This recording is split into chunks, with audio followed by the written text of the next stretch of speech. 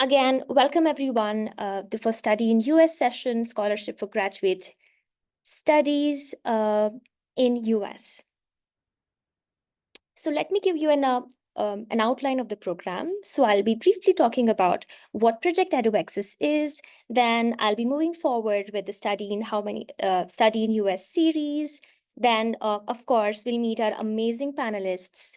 Then they'll give us an overview. Then they'll also delve deep into the application documents, application timeline, application process for scholarships, and also then the types of scholarships, including the external scholarships. Then they'll also be talking about university-specific scholarships, other funding sources, and how to fund PhD degrees. There might be a few general tips, and then we'll start our Q&A. So I'll be briefly talking about what Project EduAccess is. For those of who already know us, but for those of who are new to us, I'll be talking a bit about Project EduAccess.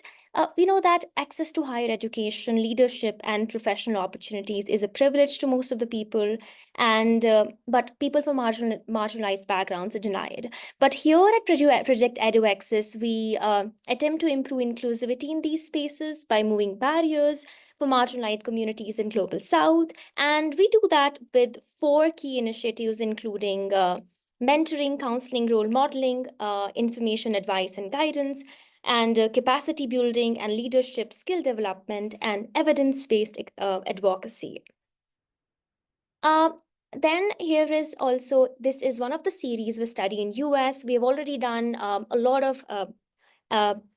of sessions into it, including applying for graduate programs in US, apply to applications to Ivy League, and almost all the sessions are available on YouTube. Now, today our amazing panelists will talk about the scholarships for graduate programs in US.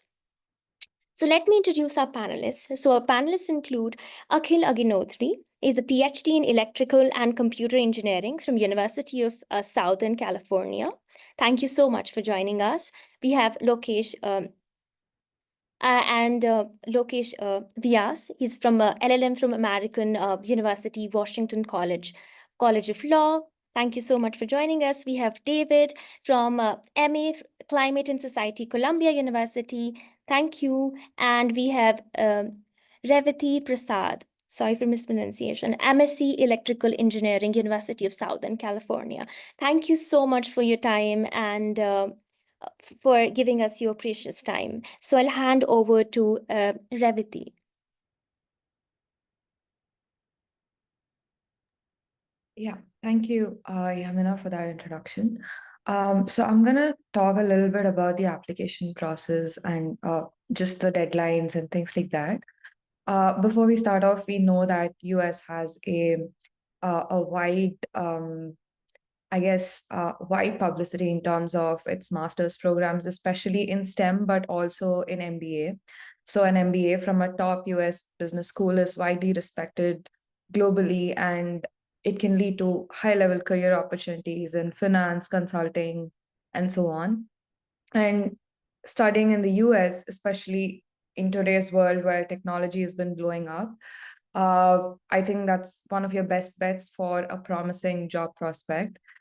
And the skills and the experiences that you gain often lead to higher earning potential. And mainly because of the country itself, you have more long-term career growth and things like that. That's kind of the positives of the US. I think for scholarship and for master's and PhD, the documentation is pretty much similar. It just depends on what scholarships you're applying to, if it is university specific or otherwise. So depending on the nature of the scholarship, the documents can differ, but the nature of the documents are similar. What I mean is you'll have a resume, you'll have a personal statement, you'll have letters of recommendations, but maybe the content that you write in there might differ. In most cases, you'll be required to submit a personal statement, and this personal statement is a little different from what you would write in your master's or PhD programs. You might want to mention more on your soft skills, your extracurriculars, your leadership roles, and basically other things that can provide information on the kind of person you are, other than what research and what coursework that you've taken, which is more MS and say course specific. So in your documents, you could include resume, which can demonstrate the leadership experience and the achievements and professional growth. So if say you've had some scholarships that you've undergone in your bachelor's, or maybe some form of fellowships that you've been selected for, you can also mention those things because those are a big boost to your overall profile. Within personal statements, yes, definitely your motivations is one of the major things that you want to mention for a scholarship, because they want to know why you're doing what you're doing. I think one of the major reasons for um, showing your perspective on why you want to apply to this particular scholarship. So that's important. And letters of recommendation, as usual, where recommenders can talk about who you are and what your strengths and professional skills are. Next slide. For the application timeline, you want to typically start 1 to 1.5 years before your enrollment. That is, if you're looking for, say, August 26, you should have already, 25, you should have already started your work. You want to research first what kind of scholarships and programs that you want to apply for. So this can be whatever is listed on the slides, like Fulbright, AAUW, INLACs. There are also some government scholarship. They're called overseas scholarships. It's state government wise for minorities, which is like SC, ST, OBC, and other minorities. You might want to look that up. I'm not sure every state gives out these scholarships, but I think some do, like Karnataka government and Telangana government. So you might want to look those up too. And then prepare for standardized tests. So you have to, I think you have to be submitting your GRE, TOEFL, IELTS score for these scholarships as well, if I'm not wrong. Maybe not. Some scholarships may not demand those things from you. I was not done with the previous slide. Yeah, thank you. And then you are going to be giving in your scholarship applications by September to November, and your master's and PhD deadlines start from December 1st. So that's like your early deadline, and you want to finish your scholarship documentations by then too. And you want to ensure that you submit your priority deadlines is very important, because scholarships and fellowships are, I think, given based on first come, first serve. As in, your profile should be good, but also the earlier you submit, the better. Next slide. And around February to March, you'll have your late application deadlines. So these are less competitive and rolling admissions, and your scholarship notifications also begin around this time.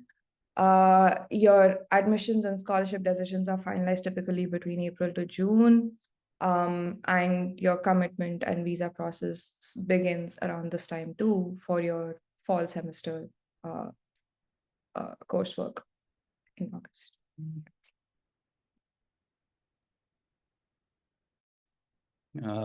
This is my turn, right? Hi. Thanks, Yamina, first of all, for the introduction. This is Ria, and thanks for EduAccess for allowing me to come and talk about this project. So I'll be talking about some basic process of how you go about this like about the scholarships and any programs. So first of all, you have to research about like where do you want to apply and the scholarships which are like already there for this program, and then prepare for the documents. And I here particularly emphasize because documents like academic transcripts might take some more time, so you have to apply to your universities and ask for them. So, and normally, for example, if your university is a bigger university which has a specific institute where you are part of, then your application or your request might have to go through the main university. So make sure that you apply on time. Similarly, for tests like GMAT and IELTS and TOEFL, so, for example, normally these scores are normally like valid till 2 years. So it is good that you apply early. So in case if something goes wrong, you can always you can always take them again and also like submit the like submit the scores. And about the statement of purpose and LORs, of course, you have to speak with, for example, if your application require 3 LORs, you should at least speak with five to six like people who can give you LOR. So in case if something goes wrong, you can always have some backup. Therefore, it is very important that you start doing it at least 1 year before uh, your application. Same for application essays. So each university might have different requirements, and you may be willing to apply for similar courses in different universities. And when I say similar, when I say, for example, somebody might be interested in, let's say, law program, but at the same time, let's say public policy. So these master's program may have different kinds of essays that you might be required to write, right? So start thinking about them early. And apply early can mean two things here. First, you start preparation of your works like at least 1 year before that. But second can also mean, which I think Revathi also mentioned, that in case of uh, like applications, for example, which has different cycles, so it is always good to apply early. And one of the examples that comes to my mind is of University of Edinburgh.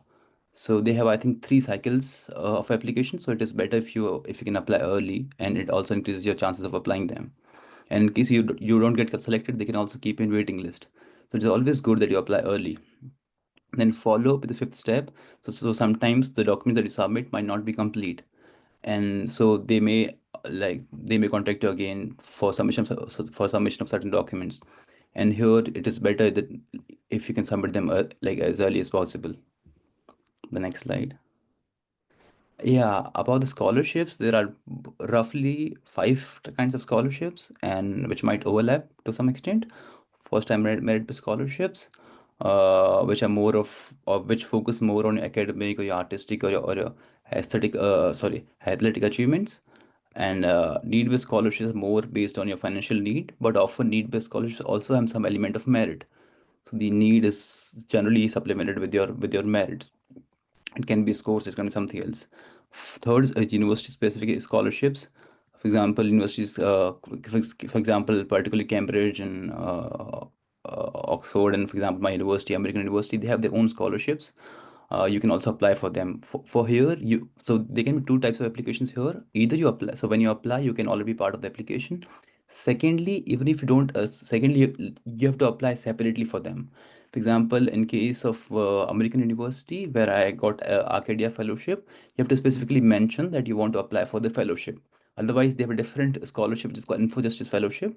You're normally part of that. So even university scholarships are like can be of this types. Fourth, the external scholarship or private scholarships. These are not linked with the college as such, but they are generally from outside. For example, Fulbright scholarship is one that comes to my mind, and there can also be some other scholarships which are given by certain NGOs and some organizations which can come here. Fifth is a research and teaching assistantship. Um, these kind of again scholarships or assistantships can be of two types. They can give you a part-time job without covering a tuition fee. So and secondly, or second time can also give you tuition fee and also your part-time work. Mostly they are given when they have a specific project when they have a specific project about some work. So these are the five kinds which might be which might overlap to some extent. Next. And these are some examples that we have mentioned here. For example, Fulbright scholarship, it covers the tuition fee, travel, and living stipend and health insurance. So each scholarship have their own like criteria of like what they want to fund. Some of them cover your tuition fee, some of them cover partial fees. And one of the ways can be, for example, applying for multiple scholarships. So if one scholarship covers your tuition fee, the rest of them can cover your other needs. And for example, some scholarships like which are not mentioned here specifically, but the scholarships like which give you very limited funds like 1 or 2,000 or let's say £5,000 or let's say euros. In that case, you can also use them for your other applications. Otherwise, there's often a conflict situation there. So, for example, if you get one scholarship, you cannot apply for the second. So in case you get two scholarships, one by let's say Fulbright and second by NLEX, you have to decide which one you want to take. So these also also have to make. And sometimes scholarships also come with certain restrictions. For example, if you get some scholarship, you have to come back to India after a point. so you can't stay abroad, or you cannot be in, or you cannot work in that country for X number of years. So before applying, keep all these ideas in mind so that you can navigate your journey accordingly. Next. Yeah, I think these are also some examples that we've given. And I think we'll provide you a separate list of scholarships, but this is very much about scholarships and the basic general process of applications. Yeah, I think this is for yeah, these are like just examples of the scholarships, which you might anyways have to look at. This just one thing, keep in mind that some scholarships which are not part of the university, they may come very early. For example, maybe June, July. For example, examples of Oxford in has Rhodes scholarships in the UK. Similarly, you might have some like similar applications in the US, which might come very early before the application process. So you might have to check for them. For example, this Stanford's application for this Knight Hennessy application, I think it comes before the application process, so we have to start working on that before time. Yeah, I think, yeah, that's about it. Yeah, Yeah, besides scholarship, I think this is not my slide. I think this is to be covered by. yeah. So I'm Yeah, taking the slides. yeah, So yeah, yeah. no problem. So like apart from whatever we have like internal scholarships and external scholarship, we also have other funding sources like education loans, crowdfunding, part-time work, and extension. So for the education loans, I mean, whenever you are going to take a loan, just compare with different banks. I mean, how much interest they are taking and everything. And it's always suggestible to take loan from public sector banks. And when it comes to the crowdfunding, there are platforms like GoFundMe and Milab can help gather support from the community. And also uh, make sure you have to start the crowdfunding at least a month before, so that like you will get your uh, needed amount in the right time, because they will take like so much time to take that transition. Uh, sorry, transaction. And then third one is part-time work. Like you will have number of on-campus jobs and internships, like which you can do in your own campus. Like let's say like whatever the campus you have, like uh, from there you will get paid on a hourly basis, which will cover your living expenses maybe. And also the final one is assistantship, like you can do a teaching assistant or a research assistant with one of the professors or any of the course like you want to do. Yeah, the next slide. Yeah, so these are the general tips which the panelists already, I mean, told you. So the first basic and important document is like you go through the course website or maybe the scholarship website and go and check like each and uh, I mean go and check the eligibility and also how much they they give you the scholarship. So first begin the research and preparation well in advance. So yeah, that's what I was saying. So like go to the course website page or maybe the scholarship website page. So like you must know like which uh, scholarship like you are aiming for, so that like you'll get a clear picture what to do and what not to do. And also like you can contact few people also who already got that scholarship, that will make your thing easy. And most scholarship value students who show initiative and societal contributions. Ensure your highlights in your CV and other documents. So if you do any volunteering, like whenever you are in college and everything, so add those things also, because those also matter. Seek recommenders who knows your academic and professional potential well. So whenever you are choosing a recommendation, so like let's say like if they are asking three recommendations, so when it comes to the road scholarship, so they will ask five recommendations. So take three recommendations from your college and two from your outside, which means like uh, which shows your professional, you know, skills and everything. So like yeah, recommendation matters and personalize your essays for each scholarship application. Again, be specific and like mention like I'm like I want this scholarship for this program. Track deadlines and requirements for each scholarship. Timely application submission is critical. Make an Excel sheet because I'm sure like you are going to apply for so many applications and so many scholarships. So like it's always uh, good to prepare a sheet and track the deadline so that you don't miss those things. Yeah. Next slide. Yeah, I think the funding one. I mean, to achieve this, and the panels. Yeah, hi, good morning, good evening, good afternoon, everyone. My name is Akhil, and thank you for having me. So, I'm a PhD student, so I will talk about specifically PhD sources of funding PhDs and also the scholarships that go with it.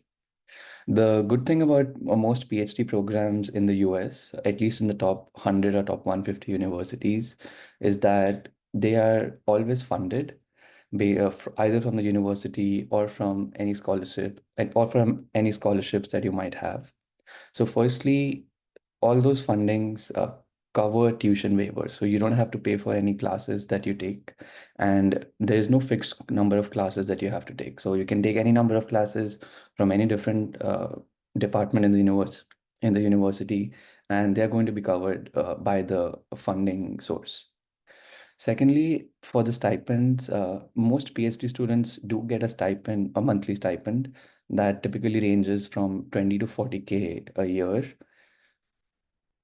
Yeah, 20 to 40K a year based on location, but it's more or less set nationally, so there's not a lot of variation in that. And additionally, it also covers any health insurance or any costs that you might have related to visiting any facilities for your medical health. So there's typically two sources of funding when it comes to being a PhD student. One is doing a TA, and the second is doing an RA. So TA essentially covers you taking a class, grading papers, or taking a few lectures, and that's given by the university itself. And as for RA, you specifically work with one professor in the university, and they fund your PhD. So in both of those things, you do get a tuition waiver. There's also a stipend, but the only difference between TA and RA is that TA requires a little bit of extra work, which you will be doing for the university, whereas for the RA, you typically just work on research projects that you have to work on anyway as a PhD student. And for the requirements, you're typically given a 50% RA or TA scholarship, which means that 50% of 40 hours is 20 hours. So typically 20 hours of workload is given for each week for TA or RA. So me personally, I have been on the university scholarship during my PhD. So that covers your tuition, that covers your stipend, and it's usually based on merit, and it's awarded to students as soon as they come into the university. And the good thing about these university scholarships is that you are not tied to a particular professor to do your research, because since you're funded by the university, you can pick any professor that you want to do research with. And that's really helpful in the starting years of a PhD, where you're still figuring out where in which area you want to do your research in. As for the external fellowships, there is the NSF grant and there's the Fulbright scholarship that other members have already spoken about, but they typically require more documentation and a little bit of extra work to apply to them, which the other members have already spoken about. Then there's also grants that professors typically get, and that is how students get funded through professors. So make sure that whenever you're applying for a PhD, the professor does have funding for the next couple of years, so that all your expenses and all your visits to any conferences are covered by these fellowships.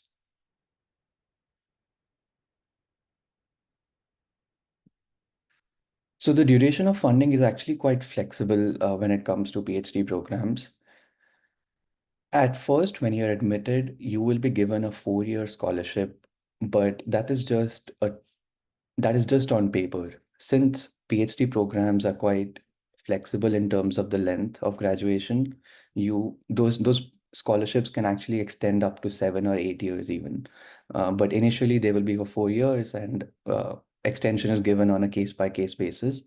But it's usually easy to get, so one needn't worry about that. And of course, funding is contingent on your progress in your PhD. You should have had completed some courses, you should have published some papers so that they have reason to extend your scholarship. In addition to that, uh, once you're midway through your PhD, there's also external fellowships that you can apply to. And those external fellowships are typically given by companies who are looking to recruit PhD students post their graduation. So, for example, for the next year, I am on a Capital One fellowship. Capital One is a bank in America, which typically work in the quant and the finance space. So these external companies come to universities and they look to recruit students who are close to their graduation so that they can potentially hire them post the PhD. So please make sure to keep in contact with your department advisors and just keep looking up other institutions that your university is particularly tied to. Then in STEM, typically the average duration of graduation is about 5 years. But of course, it's varied. You can take anywhere from 6 years, 8 years. And I think post 8 years, you have to really have your case to let the university fund you even more, because 8 years is a long time to continue a PhD. But in most cases, it doesn't go to that, and people do graduate within 5 to 6 years maximum. Yeah, well, that's all from my side. And if you have any questions for anyone on the panels, please feel free to ask. Thank you. Thank you so much for the amazing introduction and telling us about these scholarships. So everyone is free to ask questions, either directly unmute themselves or DM me directly or the panelists directly.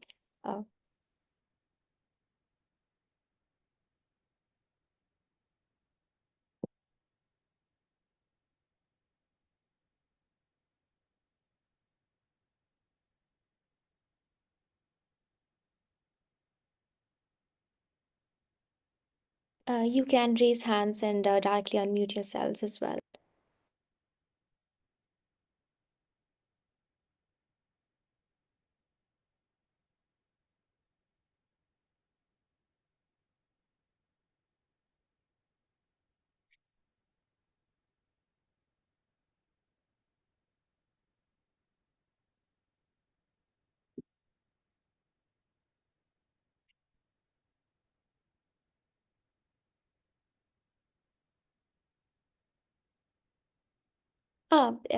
Divya, you can unmute yourself.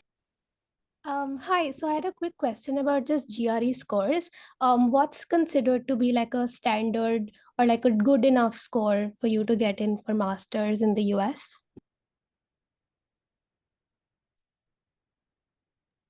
It depends on your program and the universities that you're aiming for. If you want to get into really top schools, I would say 330 plus, but these days most universities are waiving off GRE. So I'm not able to answer, I think, really appropriately, but I guess other panelists can jump in. Yeah, I would just like to add one thing. So please don't focus just on your GRE scores, because they are just one part of your application. And the thing with GRE scores is that if you have a good GRE score, it's good, but it doesn't push your application to over the edge for an admission. But if you have a bad GRE score, then it may have a bigger impact on your application than other aspects. So anything above a 325 or a 320 is okay, but it's just one aspect of your application. your background, your experiences, your internships, your recommendation letters are they hold more weight than just a GRE score. Thank you so much. Prachi, you can unmute yourself.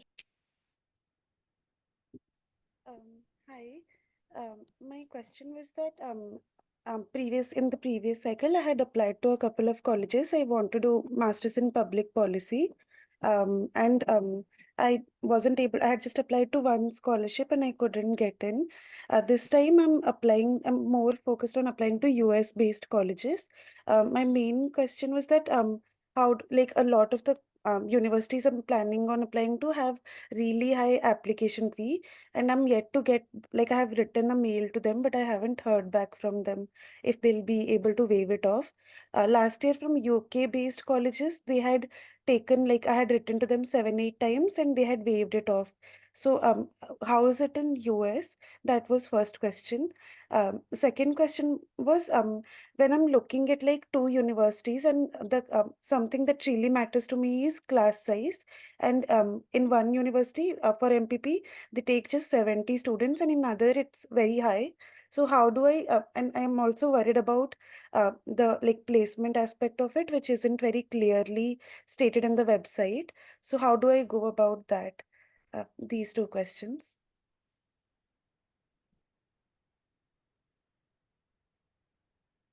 Oh, Uh, any?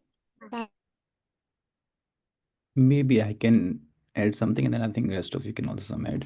So, I've not done public policy courses as such, but I think based on my experience of the US universities, they do waive your application fees. If they've not responded, I think the best answer is to just email them again and ask. No, most of the cases they waive it. In some cases, they also ask for justification that why they should waive your application. So they might ask you to write a specific, let's say, letter or scholarship letter or something of that sort to waive your application. About about the placement parts, I'm not very sure that the master's courses are particularly for placements. This is, I don't think that they would mention it specifically on their websites. So I think it's mostly depends upon you going there and networking and then getting a job, because in the US, except for STEM courses, it is a bit difficult in terms of visa to get a job and work there. So it's a, so yeah, this is what I can tell you based on my limited experience, but I think others can also add something.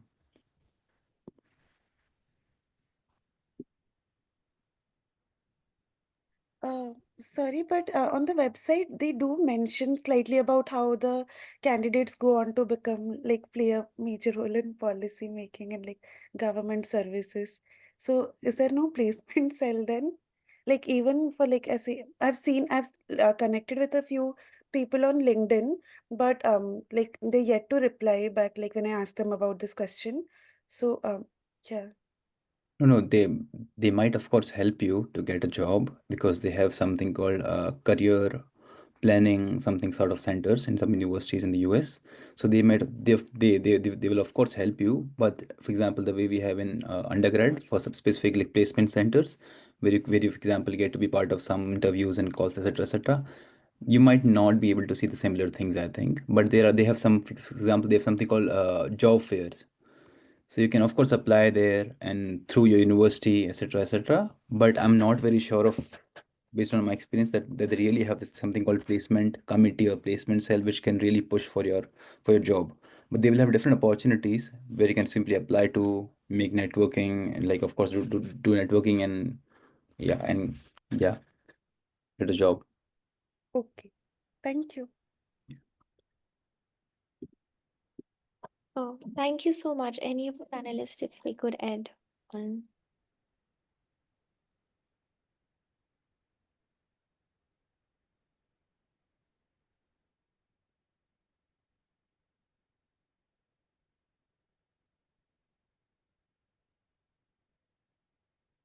If there are any questions related to PhD or master's series.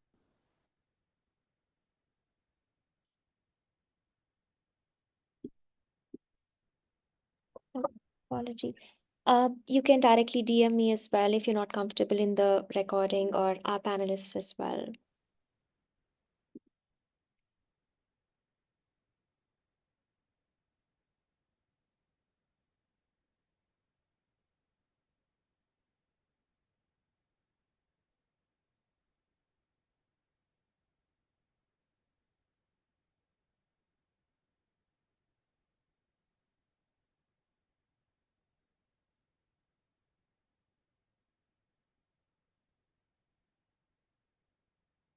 So there is a question in the chat. For US universities, do we need to get an offer first to apply for most of the scholarships? Any of the panelists could answer the question.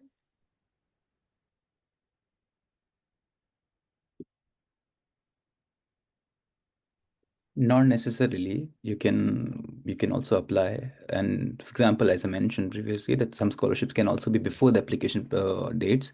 So of course you can't wait for the scholarship, like for the offer to apply for the scholarships. And in some cases you can also apply for the scholarship and also apply for the college same time. There will be some colleges which I'm not very aware of, which might require to have this kind of arrangement that if you first you get an offer, then you apply for scholarship. But I think it will not be so much prevalent. So I think the normal answer would be that you have to apply before or simultaneously while applying for the applications. Thank you so much. I have one more specific question for Akhil from Ketan. Hi, Akhil. I wanted to know, is stipend sufficient to survive in big cities such as NY or for PhD students? Yes, definitely. So I live in LA currently, and I've been here for like three years. It's pretty, I would say it's sufficient, but it's not extravagant. So you're typically funded around 3,000, give or take, based on the university you are in, and your expenses can go up to around 2,000 or 2,400 maybe, including rent and any other living expenses. So it is sufficient, but this, like, don't think of it as a salary that you can save a large chunk of, but it's more than sufficient to just survive and have a small amount of savings.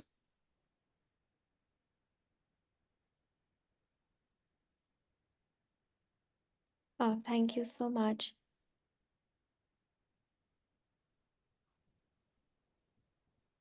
Are there any other questions or specific questions related to scholarship or anything that you want to know in specific about, like US, how the work culture is, and how professors are more friendly? Like you're free to ask anything to our amazing panelists.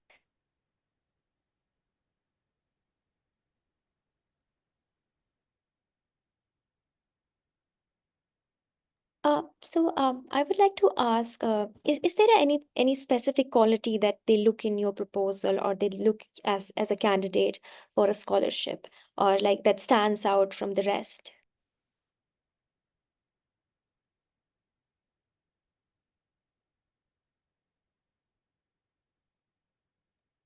Like any of the panelists could Okay, answer. yeah. So if I can jump in and then maybe others can and add. So typically, if you're applying for any external scholarship, you of course need to have good credentials. That's a given. In addition to that, what they look for is a match between your background or your research with their mission statement or what they like to do. For example, if you're applying for a scholarship from a big tech company, your work has to be related to the kind of work that they do. And if you're maybe applying for a more finance related scholarship, your work should have, or your background should have applications in that area as well. Because typically these scholarships are a way to uh, kind of select students for a potential future opportunity.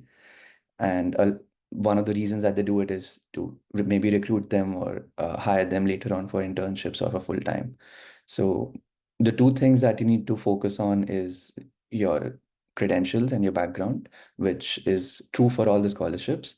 And the second thing would be the match between you and the funding agency.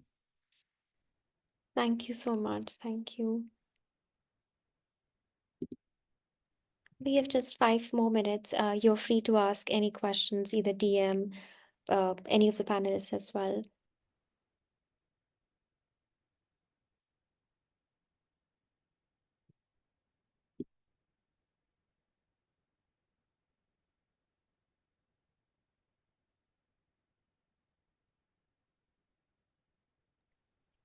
If any of the panelists would like to give a, s- a short point or a suggestion to our applicants.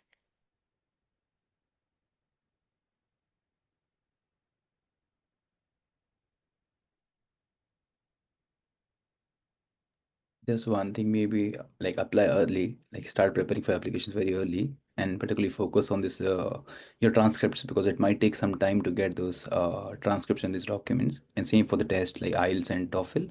Secondly, it is always advisable to contact your, in case of PhD, to contact your supervisor, like who you want to work with. If somebody is there who is doing particular law or social sciences, so it is always advisable to speak with them before and share your project and ask if they can have a meeting with you to talk about the product, etc., etc. These things can always help, and based on my experience, I think they have helped me a lot. So there's two things that I can just, yeah, give a tip that you can keep in mind for applications. And all the best, of course. Yeah, I would just like to add to Lokesh's point about reaching out to professors. Uh, at least for the PhD programs, I would recommend that you already have a few professors in contact before you submit your applications, because since PhDs work in a very personalized way, if a professor really likes your profile, they can get admitted to you quite easily. So please make sure you reach out to a lot of professors, maybe even have a meeting with them if they're available, so that they know you are in the application cycle. Because at the end of the day, you have to work with one particular professor rather than just getting admitted to the university. Thank you so much. This is really an amazing tip. Uh, if you have like any other questions you could ask, and to know more about writing your applications, you can look at our guides we have developed in our website. You can go directly to the EduAccess websites. We also conduct various sessions or other university sessions and scholarships, and many of these are for the benefit of mentees. And if you have any other questions, you can directly DM us, or you directly mail to the programs team as well.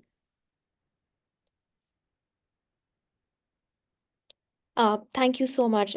Thank you so much, our amazing panelists, for giving us such an insightful information about the PhD programs in US.